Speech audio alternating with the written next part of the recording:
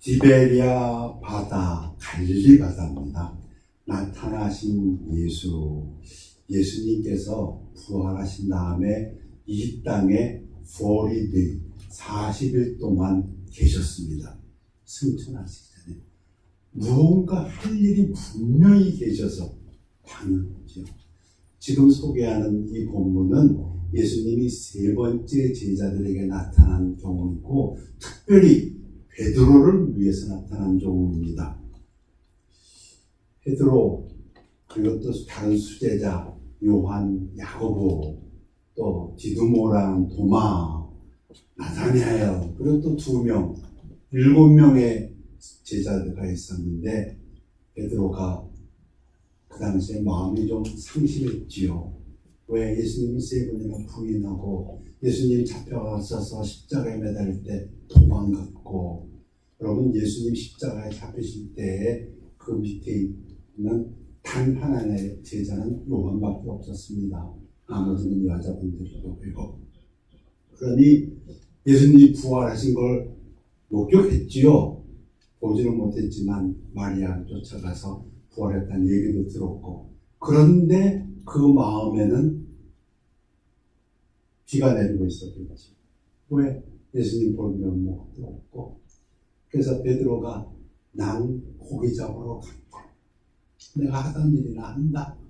하고 갈릴리 바닷가에 고기 잡으러 간다니까 7명의 제자들 마찬가지죠. 다 도망갔던 제자들 요한만 빼고 나도 하고 갈릴리 바닷가에서 고기를 잡는데 이 고기가 잡힐 리가 있겠습니까?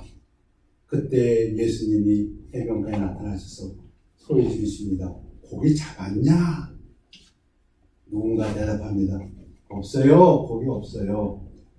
예수님이 그물을 오른쪽에다 던져라. 그러니까 오른쪽에 던졌어. 고기가 엄청 많이 잡힙니다.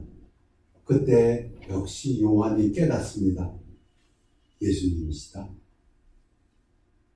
옛적의 기억이 났습니다. 예수님이시다. 전에도 한번 그런 적이 있었거든요. 밤새 고기를 못 잡았는데 어떤 베드로가 잔뼈가 굵은 베드로가 밤새 고기 못 잡았을 때 예수님이 깊은 데 가서 던져냈을 때 엄청나게 고기 잡았거든요. 그물이 찢어지거든요. 요한이 알아챘습니다. 누구에게 얘기합니까? 베드로에게. 주님이시오. 베드로가 그 소리를 듣자 정말 벗고 있었던 모양이에요. 겉옷을 둘러입고 그냥 점프해서 바다로 뛰어들어서 헤엄쳐서 주님한테로 옵니다. 베드로의 성격상 그렇지 참지 못하고 와요. 와서 주님을 봅니다. 그런데 입이 열리지가 않습니다. 오긴 왔는데 주님에게 뭐 말을 할 수가 없어요. 주님이 먼저 말씀하십니다. 고기 좀 가져와라. 그러니까 베드로가 또 그물인 데로 가가지고 그물을 끊어 당겨서 힘이 장사했던 모양이에요. 그 고기가 153마리 잡혔다니까요. 그 고기를 가지고 주님한테 옵니다. 제자들도 옵니다. 주님이 미리 피워놨던 숯불에다가 거기 생선도 있었고 빵도 있었습니다. 그런데 또 베드로가 가져온 그 고기를 해가지고 구워서 먹으라 하고 아침 식사를 대접하십니다. 제자들이 어땠을까요? 먹으면서 주님이신데 아무 말 없이 먹는데 그때 예수님이 오신 목적을 얘기하시겠죠. 뭐 제자들에게 아침 먹으려고 오신 건 아닙니다.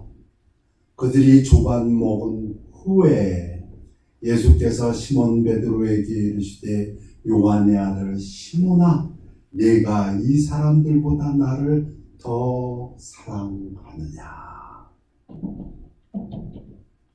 베드로가 사랑한다고 했거든요. 전에도 자기 목숨 바쳐서. 네, 우리 주님께서 지금 뭐 하고 계세요? 그 사랑을 확인시켜 주십니다. 베드로가 실망했던 그 사랑을 예수님이 똑같이 3번 물어보시면서 베드로의 입에서 사랑한다고 다시 고백하시면서 포인트는 뭐예요? 예수님이 내가 네 사랑을 인정한다는 것입니다. 내 양을 먹이라.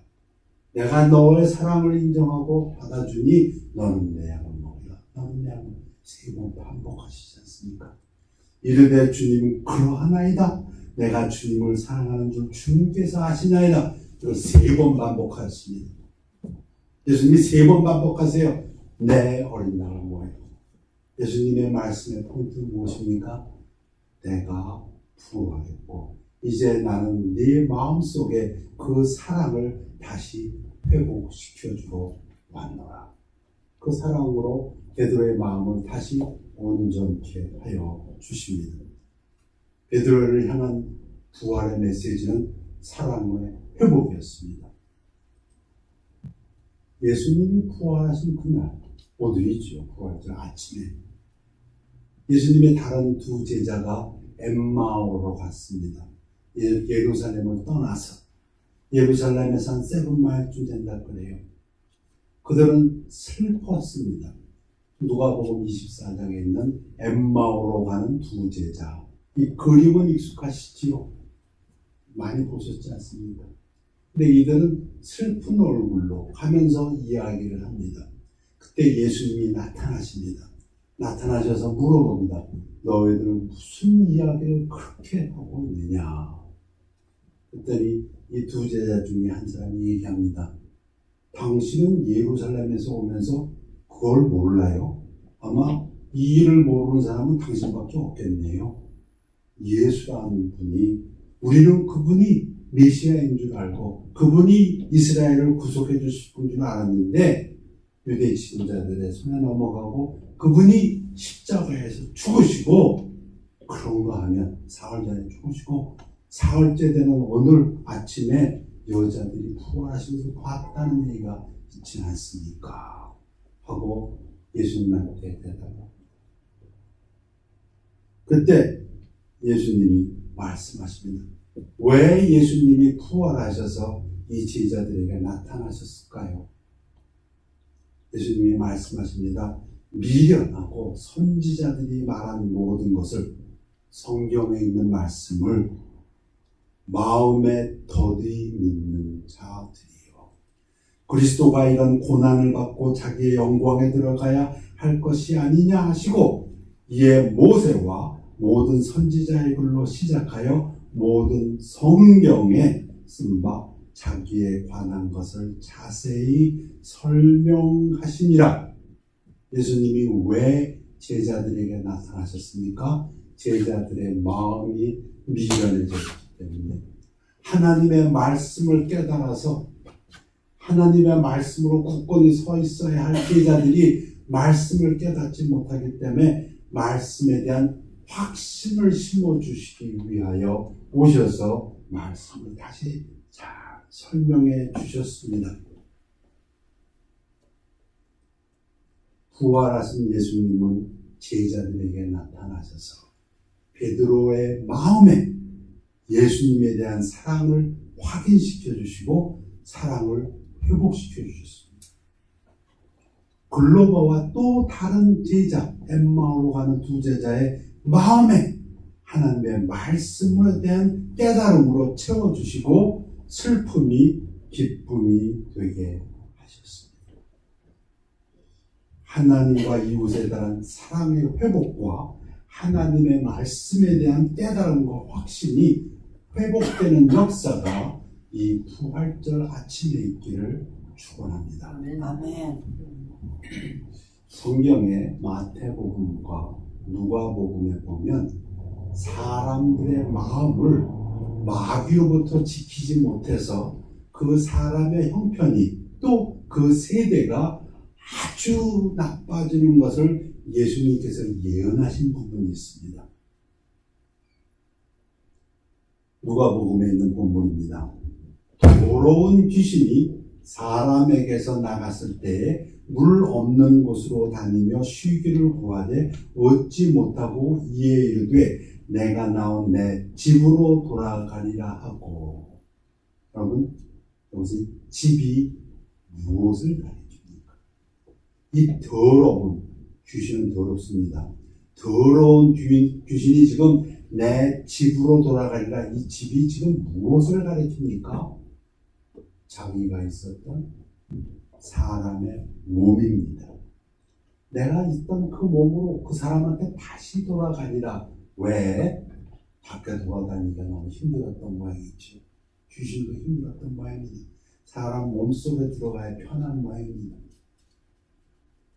가서 보니 그 집이 청소되고 수리되었거늘 이에 가서 저보다 더 악한 귀신을 데리고 들어가서 거하니 그 사람의 나중 형편이 저보다 더 심하게 되느니라. 누가복음 11장 26절. 그 사람의 형편이 처음보다 더 나빠졌다 이렇게 얘기하는데, 마태복음 12장 45절 똑같은 구절에서는 이 악한 세대가 또한 이렇게 되리라 이렇게 말씀하십니다. 사람의 마음은 그 마음 속에 누가 들어오냐에 따라서, 누가 집주인이냐에 따라서 달라진다. 여러분, 참 안타까운 사실은 유럽에 있는 교회들입니다. 예전에 유럽에 있는 교회들이 사용하던 그 예배당 건물들, 분명히 그것은 하나님께 영광 돌리는 예배당이었습니다. 그러나 성도들이 없어지고 그 건물이 비게 되자 때로는 그 건물이 지금은 박물관이 되기도 하고요. 또 제가 들은 그 어떤 비디오에 보면은 클럽, 사교장으로 바뀌었습니다. 그런가 하면 어떤 그 유럽의 교회는 술집으로 바뀌어버렸습니다.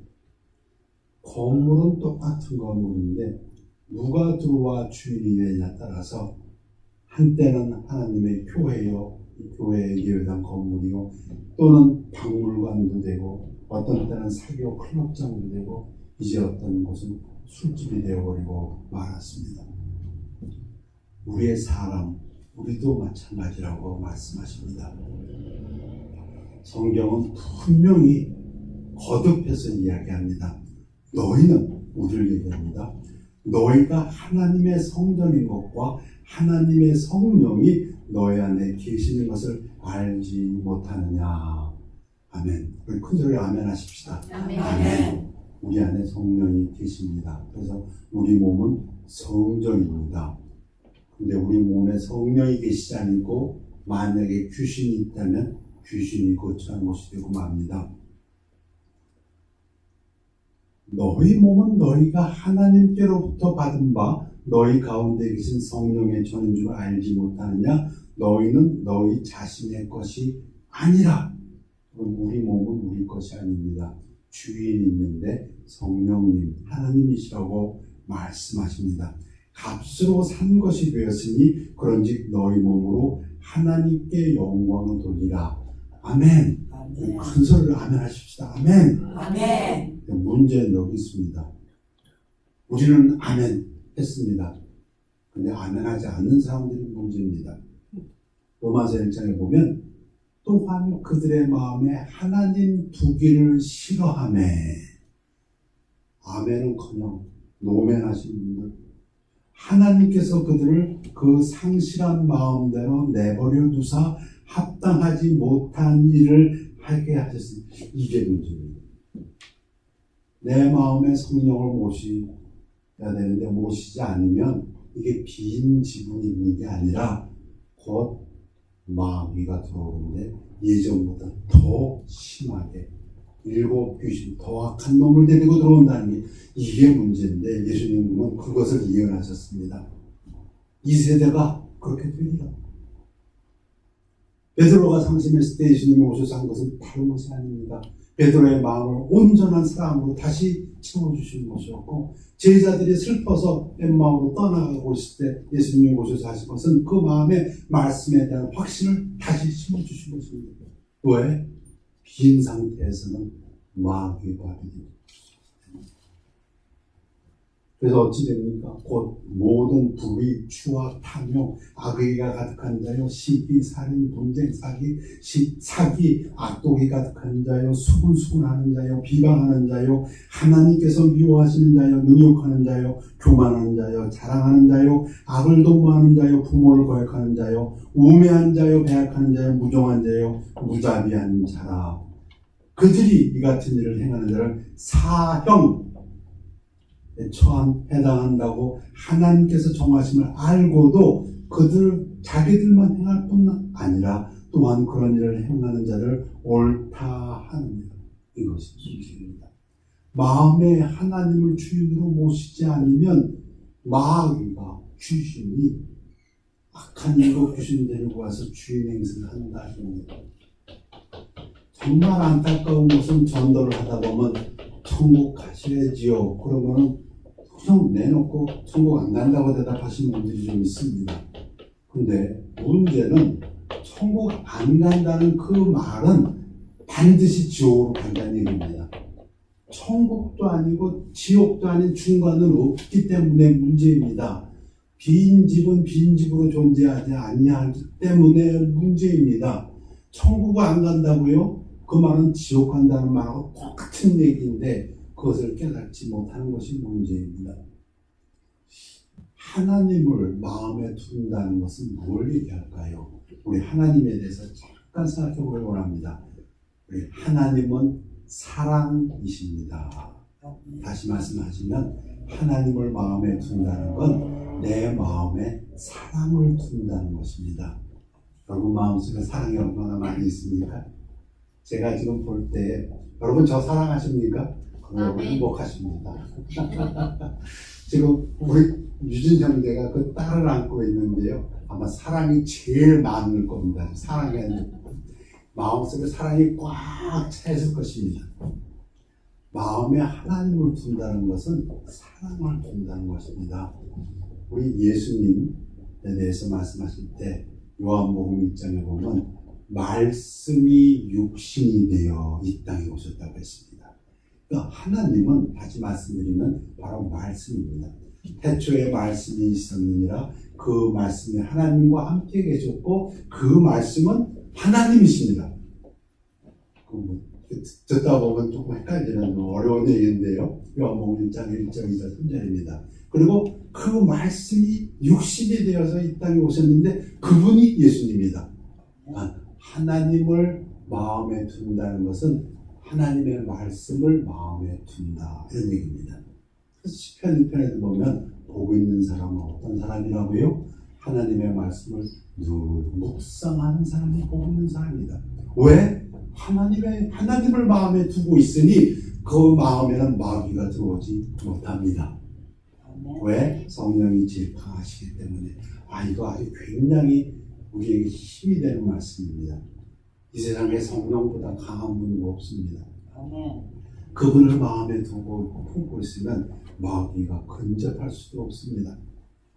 또 하나님 아버지, 그 아들 예수 그리스도, 하나님의 영, 성령을 요한복음에서는 진리의 영이라고 합니다. 진리, 즉 말씀입니다. 그래서 결론적으로 얘기하면 그 마음에 하나님을 둔다는 것은 우리 마음속에 사랑이 가득 차고 우리 마음속에 하나님의 말씀으로 충만한다 그런 뜻입니다. 그것을 성령 충만이라고도 합니다. 에베소서에서 보면은 사랑과 진리의 말씀을 동등하게 얘기하는 부분이 있습니다.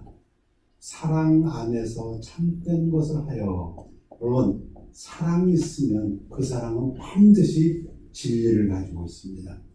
하나님의 말씀은 반드시 사랑을 가지고 있습니다.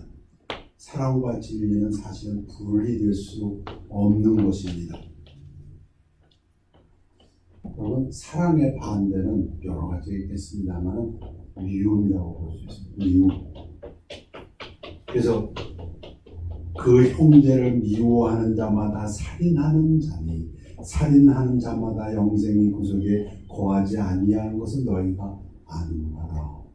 여러분 마음속에 누구에 대한 미움이 있다면 여러분 지금 살인자입니다. 이 성경 말씀인데요. 여러분, 살인자 했을 때 다른 사람도 죽이지만 자기도 죽입니다. 이게 혼란입니다.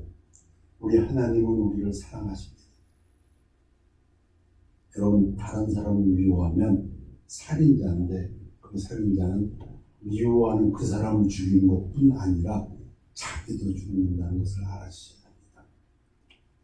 누구든지 하나님을 사랑하노라 하고 그 형제를 미워하면 이는 거짓말하는 자니 보는 바 형제를 사랑하지 않는 자는 보지 못하는 바 하나님을 사랑할 수 없느니라.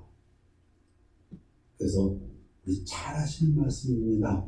나 이 부활절 아침에 우리 한번 우리 마음을 다시 사랑으로 혼연하게 되기 위해서 말씀을 증거합니다. 그것이 예수님께서 부활하셔서 우리 제자들에게 하시고자 하신 일을 믿기 때문입니다. 내 이웃을 사랑하고 내 원수를 미워하라 하다는 너희가 들었으나 나는 너희에게 이르노니 너희 원수를 사랑하며 원수를 미워하면 안 됩니다. 왜? 우리가 죽습니다. 하나님은 우리를 아끼십니다. 너희를 박해하는 자를 위하여 기도하라. 이같이 한즉 하늘에 계신 너희 아버지의 아들들이 되리니 이는 하나님이 그 해를 악인과 선인에게 비추시며 비를 의로운 자와 불의한 자에게 내려주심이라. 누가복음에서는 그러나 너희 듣는 자들에게 내가 이르노니 너희 원수를 사랑하며 너희를 미워하는 자를 선대하며. 절대로 미워해서는 아니 됩니다. 그것이 오늘의 메시지입니다. 부활절의 메시지입니다. 원수에게 복수하지 말며 그 뜻입니다. 너희를 저주하는 자를 위하여 오히려 축복하고 너희를 모욕하는 자를 위하여 기도하라. 내 사랑하는 자들아 너희가 친히 원수를 갚지 말고 하나님의 진노하심에 맡기라. 기록되었을 때 원수 갚는 것이 내게 있으니 내가 갚으라고 주께서 갚으리라고 주께서 말씀하십니다. 여러분, 여러분이 원수 갚는 것보다 주님께서 더 확실하게 갚아주십니다. 아멘. 그때는 저절로 아멘 나오시네. 중요한 것은 여러분의 마음입니다. 우리의 마음이 미움이 깃들지 않도록, 미움이 또 슬픔이, 불안이. 성령의 열매는 사랑과 희락과 평안이라고 했습니다. 그 반대는 미움과 슬픔과 불안입니다. 그 마음이 들어올 때 빨리 막으셔야 됩니다. 부활절의 메시지. 상대가 원수라 할지라도. 자, 시험 좀 볼까 합니다. 우리가 서로 사랑하면 어찌 되고 우리가 서로 미워하면 어찌 될까요? 다음 규정들을 가지고 한번 우리 테스트해 보시기 바랍니다. 사랑하면, 미워하면. 어느 때나 하나님을 본 사람이 없으되 만일 우리가 서로 사랑하면 하나님이 우리 안에 거하시고 그의 사랑이 우리 안에 온전히 이루어집니다. 또는 하나님이 거하시면 그런 걸 만사형통이라고 합니다. 하나님이 거하시면 그것이 최고의 축복입니다. 그 다음부터는 가만히 기다리시면 됩니다.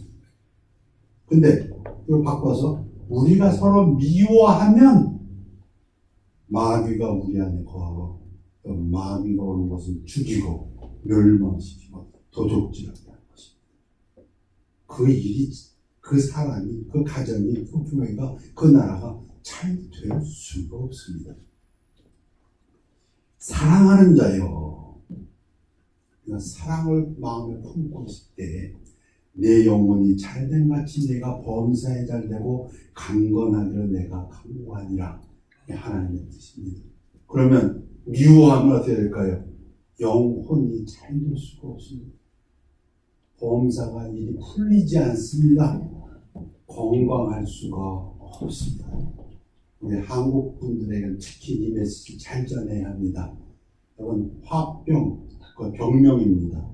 정식으로 병명으로 등록이 됐습니다. 근데 그 이유가 재밌습니다. 한국 사람들에게만 있다고 합니다. 근데 그것이 병이라고 할 만한 뚜렷한 증세가 나타난답니다. 미워하면 화병 걸린다고 생각합니다. 건강 좋을 수가 없습니다. 요한일서 4장 18절에 사랑 안에 두려움 없고 온전한 사랑이 두려움을 내쫓나니 두려움에는 형벌이 있음이라 두려워하는 자는 사랑 안에서 온전히 이루지 못하였느니라.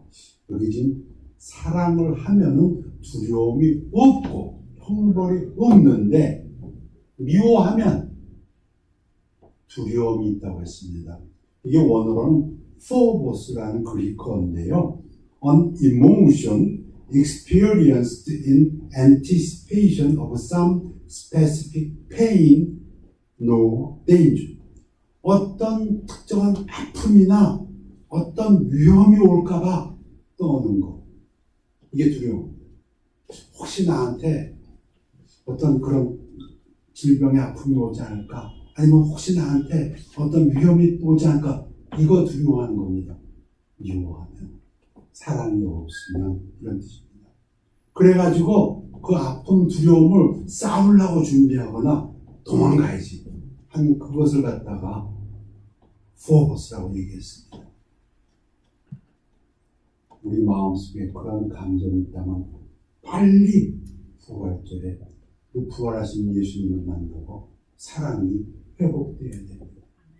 하나님의 말씀에 회복되어야 됩니다.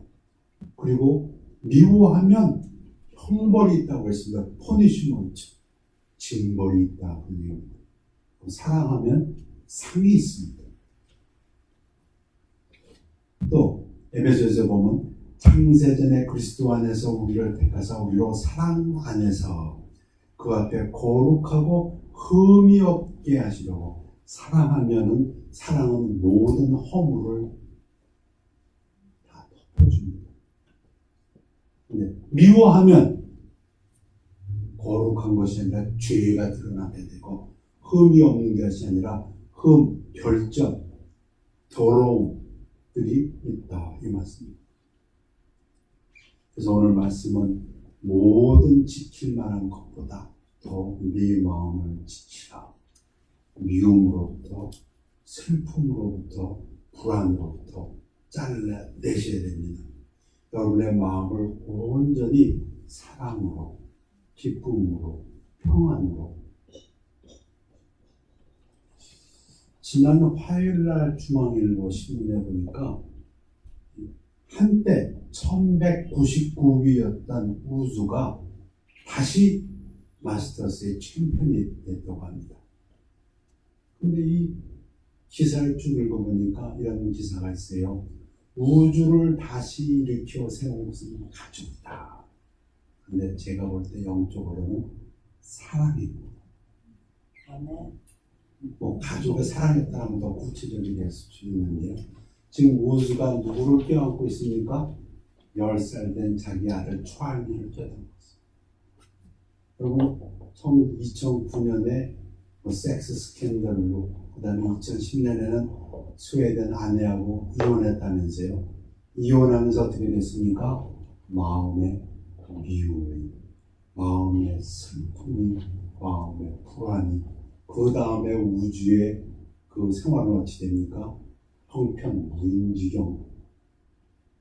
얘기 들어보니까 허리 수술을 4차례 받았다고 그러고요. 또 뭐 2000 몇 년이에요. 약물 과다 복용으로 운전하다 정신을 잃어가지고 경찰에 체포돼서 조사도 받았답니다.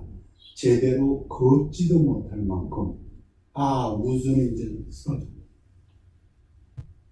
근데 우주가 골프를 그만둘 생각했던 그 우주가 회복되기 시작하는데 제가 기사를 그냥 읽겠습니다. 우주는 제대로 걷지도 눕지도 못하는 처지를 비관하며 골프를 그만둘 생각도 했다. 부동의 1위였던 그의 세계 랭킹은 2017년 11월 1199위까지 추락했다. 우주를 일으킨 것은 가족이었다. 우주는 2007년, 2009년에 낳은 딸 샘과 아들 찰리를 보면서, 참 중요합니다. 여러분, 사랑을 그냥 마음속으로만 생각하지 마시고 볼 수 있어야 됩니다. 그래서 제가 물어봤지 않습니까? 여러분 저를 사랑하십니까? 보이는 목사를 사랑하면 여러분 참 행복합니다. 보면서 마음을 다잡았다. 즉 수술한 뒤 딸 샘 찰리와 샘 또 아들 찰리와 낚시를 하거나 스포츠 경기 관람을 하는 등 즐거운 시간을 보내면서 우주는 여유를 되찾았다. 아주 중요합니다. 세상에 어떤 치료보다 사랑의 치료가 제일 셉니다. 우주를 다시 일으켜 세운 것은 그 사랑의 힘입니다. 근데 이 사랑은요, 여러분들 보고 듣고 만질 수 있어요. 여러분 주변에 그런 분 계십니까? 그래서 제가 유진 형제가 그 딸을 안고 있을 때 사랑의 최고 형태라고 얘기하는 것은 사랑하는 사람 만질 수 있고 볼 수 있고 같이 시간을 보낼 수 있을 때 여러분의 마음이 회복됩니다. 여러분 옆에 앉아있는 성도님들 서로 사랑하면 또 하나님께서 그 사랑에 대해서 최고의 축복으로 함께 해주실 것을 믿습니다. 내가 이르노니 너희는 성령을 따라 행하라. 그리하면 육체의 욕심을 이루지 아니하리라. 성령을 따라 행하면 성령의 열매를 맺게 되어 있습니다. 성령의 열매는 사랑, 희락, 기쁨, 평안, 오래 참음, 자비, 양선, 온유, 충성, 절제. 이 세 가지는 기억하십시다. 사랑, 기쁨, 평안입니다. 여러분의 마음속에 사랑이, 기쁨이, 평안이 있지 않으면 위험합니다. 그 빈 마음에 뭐가 채워진다고요? 사랑이 아니라 미움, 그리고 기쁨이 아니라 슬픔이, 평안이 아니라 불안이. 그때는 빨리 성령을 쫓아가시고 회복하시는 그 하나님의 축복이 있으시기를 이 아침에